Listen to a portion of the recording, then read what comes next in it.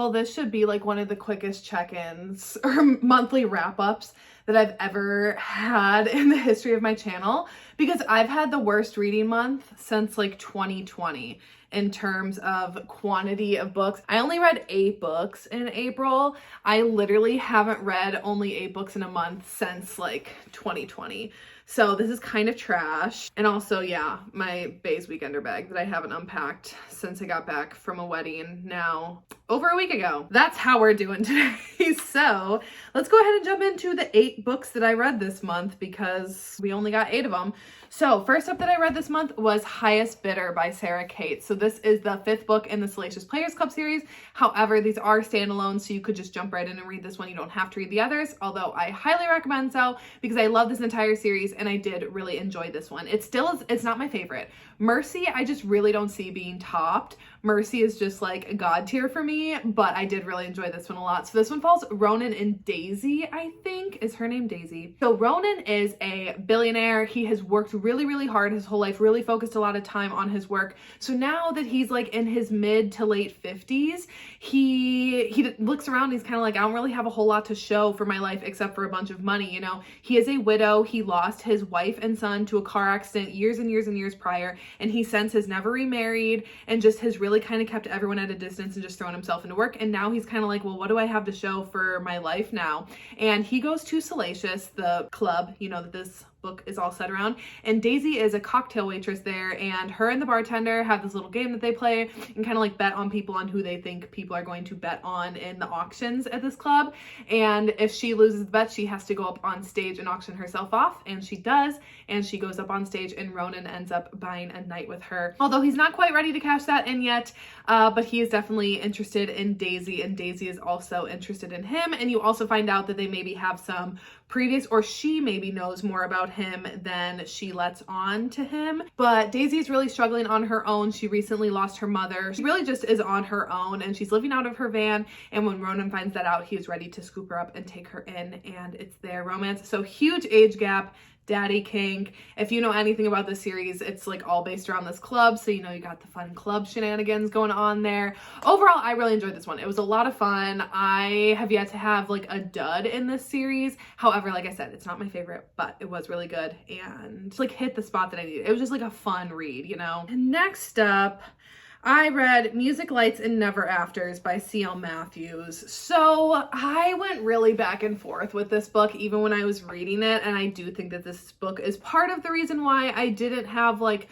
so many books, because I kind of got tied up in this one for a while. So it's a long book, and this one, our hero and heroine, I don't even remember their names. And honestly, I didn't even really prepare for this wrap up today, because I just like, the weather's gloomy. I'm feeling bad about my reading. So I didn't really even do any of my typical like preparation for this. So hero and heroine of this book, so actually they are adopted aunt and uncle. The heroine, her adoptive brother is the father of the hero of this book, and it's a rock star romance, obviously taboo because of that, but like I said, no blood relation between these two. And our hero has really struggled because his parents, his dad is a rock star, and his mom like is his manager or something, or like is always off on tour with him, and have just really left him alone a lot of the times, and he's felt neglected by his parents very often. Before he really has the chance to like reconcile that, his parents are killed in an accident, and he's just left kind of reeling, and he kind of goes off the deep end with that and loses contact with his aunt, or adopted aunt, who he used to be really close to, but then they had like a moment, and then they were like, we can't do this anymore, so they separated. And now 5 years later, the heroine calls up the hero to let him know that she is getting married and that she would like to see him again. There's cheating in here, it's messy. I don't know what my problem was with this one. I just didn't really feel like super connected into the story. I didn't really care that much about the characters. I really went back and forth. I almost DNF'd it, and then I didn't, and then I enjoyed the middle half, and then by the end I was just kind of ready for it to be done. I don't know, it's not a bad book by any means. It's just like, me personally, this one just like didn't necessarily like jive the most with me. I don't know. I was hung up on this book for a while because I should have DNF'd and I didn't, and it kind of like got me down. Okay, next up, I did really like this one a lot, and that is Without You by Marley Valentine. So this one I listened to on audio. My Hoopla had the audio of this one, and it's one that I've been wanting to read for so long, and I'm so glad that I finally did. So this one is an age, no, it's not even an age gap, but it's just a brother's ex romance, romance. So both of our heroes, they have known each other for many years because one of our heroes, his brother, was dating the other one, and they were together for a long time. However, then his brother got sick and passed away, and that's where we pick up at the beginning of this book, is the brother has passed, and it is like the day after the funeral. Our one hero goes over to the boyfriend's house and tries to like comfort him a little bit, but they've always had this bit of a rivalry, so he doesn't really quite know how to like offer any kind of solace or comfort, because they've never really gotten along that well. And he ends up leaving. He leaves the state altogether, moves away, and goes about on his life. But then an anniversary of his brother's death comes around, and he decides to come back home, see his parents, and he then ends up seeing the ex. They end up getting connected, and it is their romance. I really enjoyed this one a lot. Really liked the grief that they both felt and how that bonded them, but also they just like connected on other levels as well. Like it wasn't just solely their grief over losing the boyfriend and the brother that like brought them together. And I just really enjoyed their romance. I thought it was slow burn enough. I thought it was angsty. I loved the tension and the like, we shouldn't be doing this because of like having the brother and the boyfriend like kind of getting in the way, but he's not there anymore. So I don't know, this one just like worked for me. I really enjoyed it, and I definitely want to read more by Marley Valentine. Okay, next up then, I read one that I've been wanting to read for a very long time. I finally got around to it, and that is Loving Mr. Daniels by Brittany C. Cherry. So this one is a student-teacher romance, and actually it's also set in Wisconsin. And then I remember when I saw that this was set, because it's set in Edgewood, Wisconsin, and that's like a random ass place. I'm like, that's just not a place that like someone who doesn't live in Wisconsin would just like set a book. And then I realized that Brittany Cherry is from Wisconsin. So fellow Wisconsinite, let's go. Our heroine, her twin sister dies, and her mom just doesn't really have any, I don't know, I hate to say like any interest, but kind of like of keeping her around anymore. She's just like really struggling with her grief and has a boyfriend, and she just is like, you know what, I'm gonna send you away to live with your dad in Wisconsin. I think her and her mom normally live in like Chicago or something. And I'm gonna send you to finish out your senior year with your dad, who like abandoned you basically and now has this new family. So she gets sent to Wisconsin, and when she's there one night out at a bar, was it out at a bar or at the train? She ends up meeting this guy. They kind of hit it off, whatever. They vibe, you know, but she's still really, really struggling with her grief, and he kind of like offers her some comfort in that. And then guess who turns out to be her new teacher when she arrives to school? Mr. Daniels, the dude that she's been connecting and vibing with. And even though they shouldn't be together, they really want to. And again, this is one where at least they fight it for a while. I enjoy that. And also added into that layer, her dad, the heroine's dad, is the assistant principal at the high school. So, you know, even when they're at school and like wanting to see each other, her dad is also there watching. I really enjoyed this one a lot. This was my first Brittany Cherry book, and it definitely will not be my last. I'm really looking forward to reading more into her backlist. I really enjoyed the side characters in this one, specifically with her step siblings. So she has a stepsister and a stepbrother that she only gets to know when she moves in, and I just really enjoyed both of them. I thought that they brought a lot to the book and to the heroine's story, and then also like how certain things played out just like had me very emotional with them. Really enjoyed this one, and a solid student teacher book, which I'm always down for. Okay, next up, I only have 4 more. Honestly, this might be my favorite wrap up I've ever done, because normally these are really long, but we're chugging through. So next up, I have Brazen by Lola Finn. So this one was Smut Club's pick for April, which I co-host with Cheyenne from That Tall Book Girl. This is our book club that we host every single month, and all the details always live over on our Instagram pages for like the book pick and the time. And then we host a live show on one of our YouTube channels. We alternate. So this month it was my month to host. Next month will be her month to host. And Brazen was our pick last month, and I really enjoyed this. I think I read it at the right time. It was just, it hit for me. Okay. It's a shorter, I think it's a novella, but it's like a longer one. It's like 170-ish pages, and it's a dad's best friend, age gap, millionaire romance. So our heroine, she is the daughter of this rich businessman who owns this place called Haven Cove. And if you've seen High School Musical 2, think Lava Springs, but like richer, bougier, more high-end kind of clientele. That's basically what this place is. And she is working there over the summer. She's working on doing some like of their events and everything. And she gets assigned to work with her dad's best friend and business partner. Well, I'm forgetting his name once again, but anyways, he's putting on this big charity gala at the end of the summer, and they start working together. And she has always had a crush on her dad's best friend. And now that she is 18, she is ready to make her move on him, and he is kind of helpless to ward off her advances, and it ends up being their romance. And they're like sneaking around the hotel, having fun times in the spa, and you know, it's pretty insta-lovey. It's like, I don't know, normally this would be something that I wouldn't necessarily like click with, because I don't really like insta-love. I don't like novellas a lot of the time, but this one just like, it hit perfectly at the moment I needed it. I really thoroughly enjoyed this.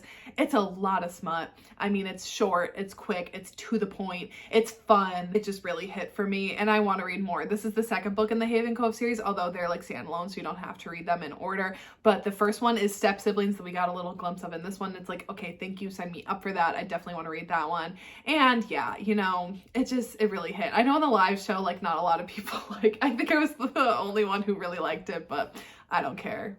It was fun and what I needed this month to boost my spirits. Okay, and then I had 3 5-star reads to wrap up the end of the month. So even though I didn't read a lot in quantity, I read some great quality at the end of the month here. So next up, I read Unfurl by Elodie Hart. So this one, myself, Cheyenne, Sam from Sam Reads Little, and Nikki from Nikki and Bookland, we're doing a battle of the age gap readathon kind of thing. So we each picked one book for 4 weeks. This was Cheyenne's pick and the week 1 pick for it. We have a live show on May 12th to kind of like meet and discuss all of the books, who picked the best one, whatever. So this was Cheyenne's pick, and besides mine that I've already read and loved, this is probably going to be my favorite. I absolutely fell head over heels in love with this book and with this author's writing. So I know this is a pen name. Okay, what do you normally write under? Sarah Matterson, but this is like her pen name for her like spicier content, and oh my god, obsessed. So this one follows Rafe and Belle. I do remember their names because this book has stuck in my head since. She's in her early 20s,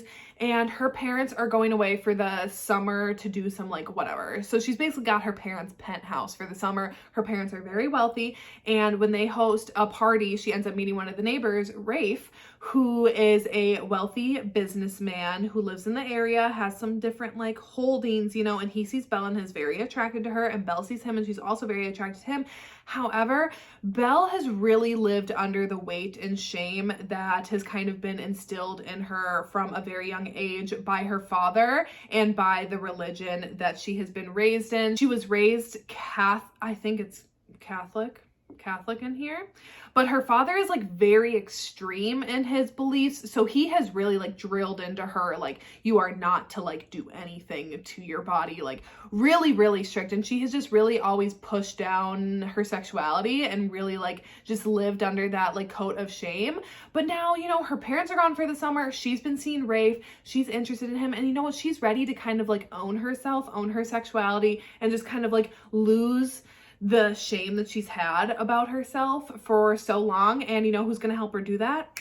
Her hot neighbor, Rafe, who also happens to own a sex club. And at this club, they have this program called Unfurl that people can sign up on for women who are looking to have their first time in like a safe environment. And they do multiple sessions. You get to kind of choose, control whatever you want.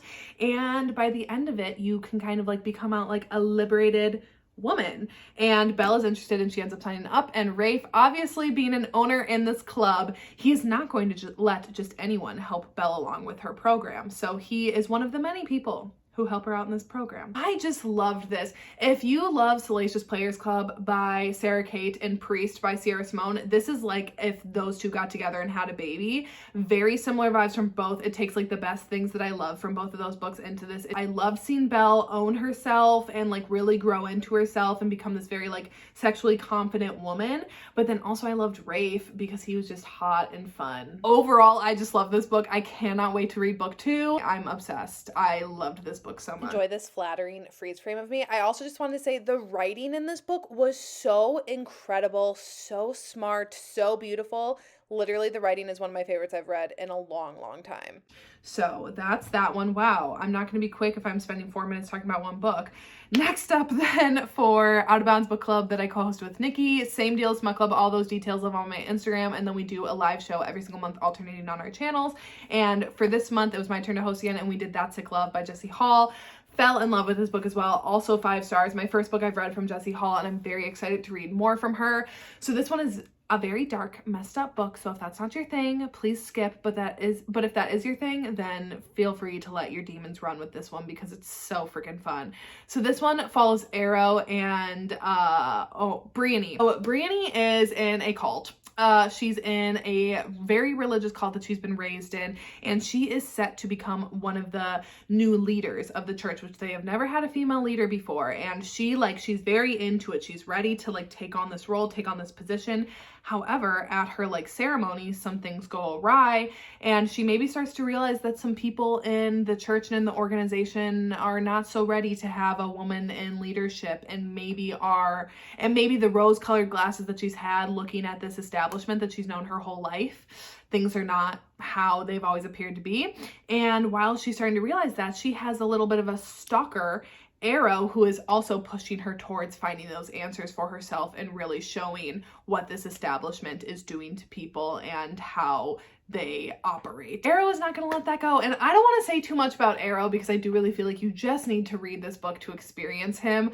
I loved him. I thought he was so hot, so crazy, so deranged, so feral, and just absolutely loved it. And I really loved what they brought out in each other and the journey that these two had and the way that they pushed and pulled from each other, the way that they leaned on each other, but also I don't know, they were just incredible together. They were so dynamic and they both gave what the other needed, even if it took time and growth between the two of them. I just loved it. I loved this book. This is one of those ones that, a lot of long books, you're like, this didn't need to be that long. This one, truly, I felt like it utilized its time. For being almost 500 pages, I actually felt that it was worth it and that there wasn't a lot of time wasted with it, Okay, and last but not least is Lovers Like Us by Krista and Becca Ritchie. So this is the second book in the Like Us series. It's the second gen off of the Addicted Calloway Sisters series, and I am going to be vlogging these. I decided that I'm going to, so I'm going to save a lot of my thoughts for when that vlog will be up. I don't know when it is. I'm not going to do the entire series in one vlog because when I did the entire Addicted Calloway Sisters, that was an hour and 15-minute long video. So I think I'm maybe going to do the first 5 books in the Like Us series for a vlog, and also then you guys get it faster. I absolutely loved the hell out of this book. So this is Mafi and Pharaoh's second book. They have the first 3 books in the series. I'm currently reading the third one, and oh my god, I'm loving it so much. That's all I can think about is getting back into that book. I would fight for them. I will fight anyone for them because they just deserve peace. So anyways, Mafi is the oldest son of Lily and Lo and the oldest son of the entire second gen. So he's very protective over his younger siblings and younger cousins. And in this book specifically, in order to get some good press back on the family and back on some rumors that were starting to be spread in the first book, he decides with 4 of his oldest cousins to go out and do a fan con tour where basically they tour around and meet fans throughout these different cities, and it obviously attracts a lot of attention and it's all going to charity, and that's something that Mafi is really passionate about. All 5 of the oldest cousins on the road with their bodyguards, and that's this entire series, is all of the kids' romances with their bodyguards, and Pharaoh is Mafi's bodyguard. And as much as I love seeing them just in boyfriend mode together, I also love seeing Pharaoh in bodyguard mode, and we got to see some of his protective instincts come out in this book, and it was just so good. I don't know what it is about Krista and Becca Ritchie's writing, but they just have completely sucked me in for another 10, 12 book long series like they did with the Addicted series. You know what? Why not? Why not just keep giving me the kids? Because I'm going to keep on reading them. I love this world. I could honestly, this is now the 12th book that I've read in this world, and I could read 12 more. Anyways, okay, that is only the 8 books that I read in April. I am in the middle of 4 right now. That is it for today's video. I'm going to be having a certain trope recommendation video up on Friday. And then next week on Tuesday, I think I'm going to do my 10K Q&A video because I haven't done that yet. So still, if you want to ask any questions for that, you can leave them down in the description box because I haven't filmed it yet. I did put out an ask for questions, so I already have some, but if you have any more, feel free to drop them down below. That is it for today, and I will see you when I see you.